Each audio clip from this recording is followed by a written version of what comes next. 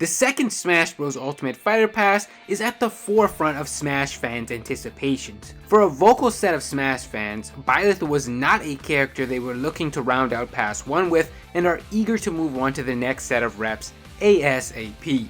As with the last pass, I'm sure there will be much speculation about which characters will make the cut for Pass 2. In fact, some people are even breaking out their quadratic formulas to use math to decipher who could possibly be in Pass number 2.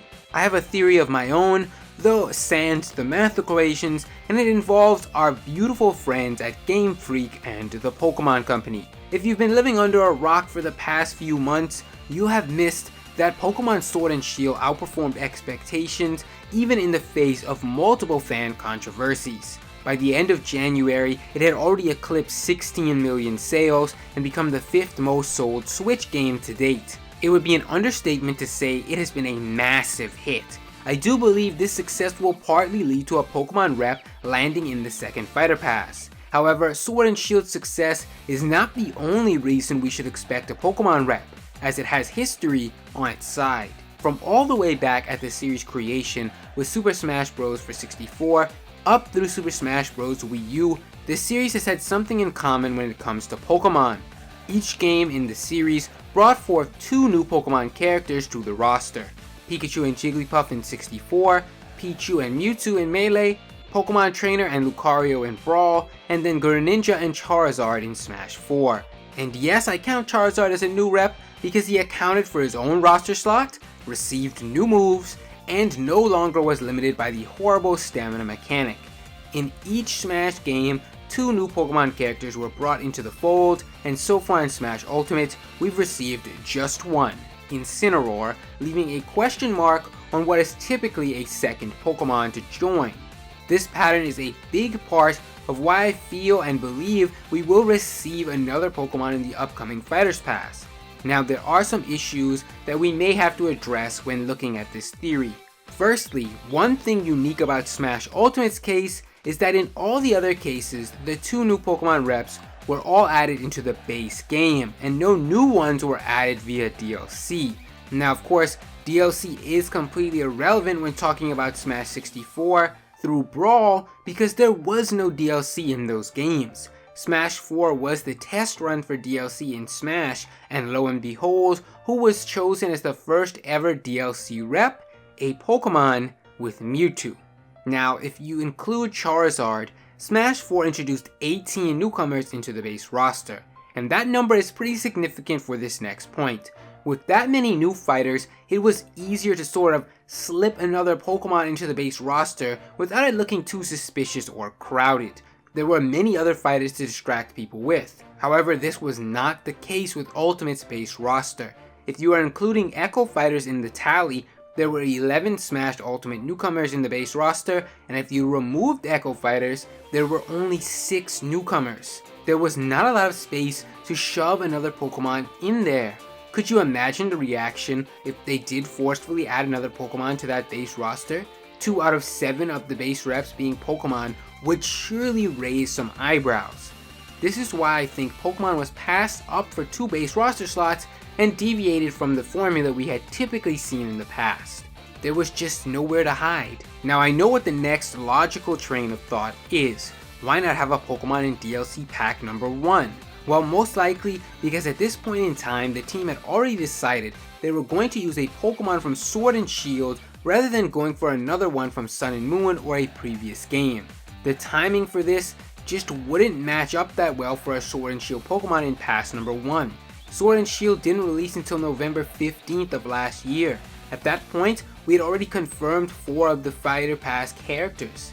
It would seem way too new if a Pokemon came in and closed the spot as number 5, which was revealed just 1 month after Sword and Shield's release. You also have to account for development time. For instance, Greninja was added into Smash Wii U and 3DS, but even in that case, Pokemon X had already been out for a full year by the time Smash 3DS released. Now, I know people will say, but what about Byleth? The turnaround was incredibly fast. And that is true.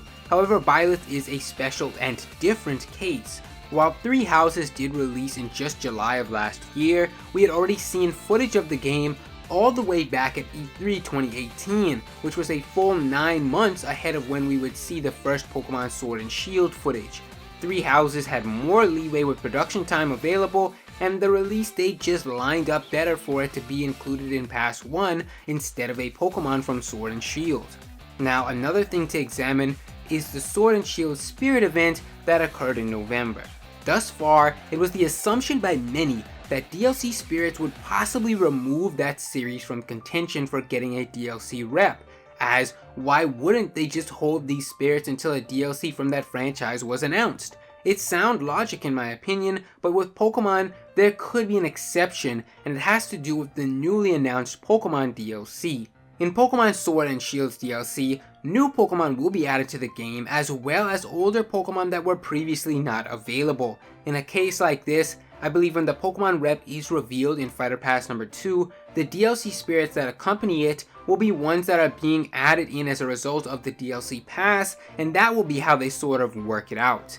Now, in terms of what Pokemon would likely get the nod for an appearance in Pass number 2, I think the list is very small and probably apparent. My number one guess would be Urshifu. Why? Because it is kind of the new poster child for the new DLC pass. Getting someone invested into Urshifu would mean not only would they have to buy Pokemon Sword and Shield base game to get the experience, but they would also need to buy the DLC as well. It's a great way to reroute sales if you're the Pokemon company, and I think Urshifu is definitely the first choice that they have in mind.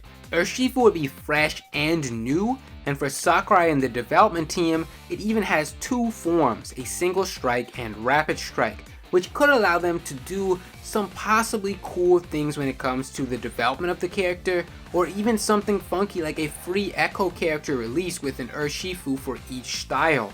Urshifu has a lot of things going for it, and in my opinion is the leader for the spot. However, I could also see something like Toxtricity getting the nod. It's sort of become a fan favorite, and the Pokemon Company seems to be pushing Toxtricity as one of the poster Pokemon for this generation. Back when the game first released, it was the most searched new Pokemon, and this likely did not go unnoticed. And of course, there is always the option that we get one of the final evolution starters, though I do think they would be the last resort in this case. We still don't have a grass final evolution Pokemon in the game, and sadly for Rillaboom fans, I don't think he would get the nod either. If it does come down to a starter Pokemon, I think it's either going to be Cinderace or Inteleon, but with the first fighter not even revealed yet for the second pass, it will probably be a while before we see if this prediction comes true, but history appears to be on Pokemon's side. That is going to wrap up this video, guys. Let me know your thoughts on the chances of a Pokemon rep down below. As always, make sure to subscribe with notifications on to stay up to date with future content. Social media links are down below. Thanks for watching, guys. See you next time.